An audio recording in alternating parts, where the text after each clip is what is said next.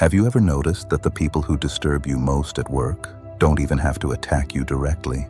They simply exist, and somehow they steal your peace. They pull you off balance. They drain the strength you walked in with. Marcus Aurelius once wrote, "If you are distressed by anything external, the pain is not in the thing itself, but in your judgment of it." And he wrote this while ruling an empire collapsing under pressure. The truth is simple and uncomfortable. The toxic coworker is not the real battle. Your reaction is, and that is liberating, because mastery of yourself is the one battlefield where victory is always possible. In the next 8 minutes, you'll learn 10 Stoic habits that make you emotionally untouchable. Not frozen, not detached from life, but unshaken, solid at your center. Habit 1. The pause. Between what happens to you and how you respond, there is a sacred space.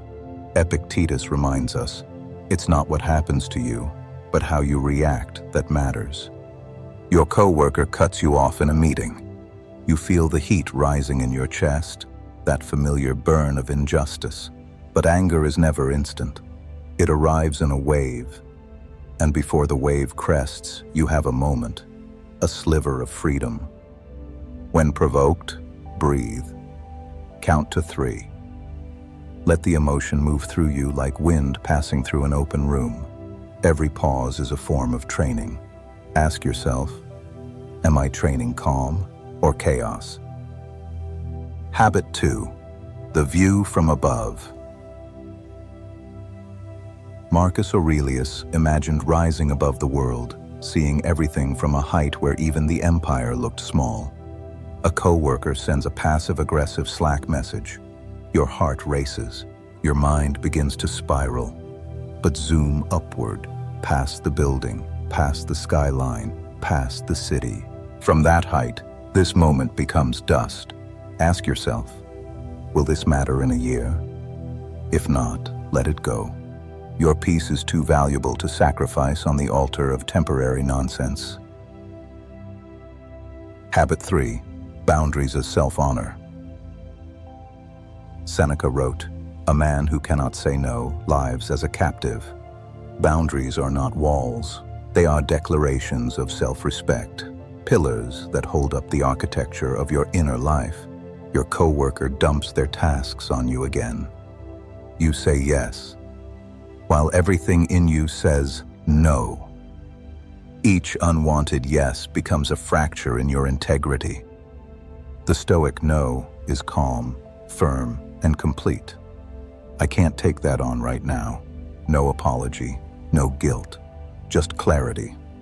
Boundaries are not rejection. They are self-preservation. Habit 4. Emotional minimalism. The Stoics pursued apatheia, not coldness, but freedom from unnecessary suffering. Your coworker gossips about you. You feel the sting instantly. The urge to defend yourself rises. But when you chase every rumor, you surrender your dignity to noise. Ask, does this deserve the energy of my soul? Emotional minimalism is not silence. It is strategic silence, the discipline of refusing to ignite a fire where none is needed. Let their gossip suffocate in the quiet of your composure. Habit 5. Master expectations, not people.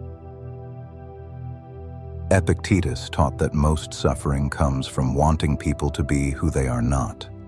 You expect your toxic coworker to be fair, reasonable, mature, and each time they aren't, your frustration grows. But they're showing you exactly who they are. Believe them. Expect interruptions, expect drama, expect emotional turbulence, not with resentment, with preparation. When you stop being surprised, you stop being disturbed. Most people stop here. They set boundaries, they adjust expectations, but they still react. Habit 6 is where the real transformation begins. Habit 6. Reason over reaction. Marcus Aurelius wrote, The best revenge is not to resemble the one who wronged you. Your coworker attacks you in a meeting, personal, unfair, public. Your emotions ignite. You want to strike back. But the moment you mirror them, you descend to their level. Pause. Steady yourself. Respond with reason. I hear your concern. Let's address this calmly. In a chaotic workplace, reason becomes leadership. The person who stays calm becomes the person others trust. You win the moment without raising your voice. Habit 7. Detachment without apathy. Epictetus reminds us, we are disturbed not by events, but by our judgments. You care about your work, maybe too much. You attach your identity to praise, to approval, to outcomes, and that makes you breakable. Detach from what you cannot command. Do good work, then release it. Detach from their praise. Detach from their criticism. Detach from their shifting moods. Ask, who do I become when I react? And who do I become when I remain centered? This is not indifference. It is inner freedom. Habit 8. Begin each day with mental armor. Marcus Aurelius began each morning preparing for difficult people, not to resent them, but to disarm their influence. You open your inbox or unmute yourself on Zoom, hoping for professionalism, but hope is unstable. Preparation is power. Take 2 minutes each morning. I will meet challenge today. I will remain calm. This is not pessimism, it is armor. When the storm arrives, you're not surprised. You're ready. Here's what most people miss. You can master all 8 habits and still lose yourself in the noise. Habit 9 is your compass. Habit 9. Live by your values, not their chaos. Seneca taught that true freedom is living by your principles, not reacting to others. Your toxic coworker thrives on conflict. They want to set the emotional temperature, but your values are your anchor. Ask, what kind of professional do I want to be? What energy do I want to embody? Commit to it, write it down, let it guide you. When you live by your values, you step out of their game entirely, and once you do, no one can pull you off course. Habit 10. Evening reflection. Seneca reviewed each day with brutal honesty, not to shame himself, but to refine himself. You finish another day with toxic coworkers and numb out.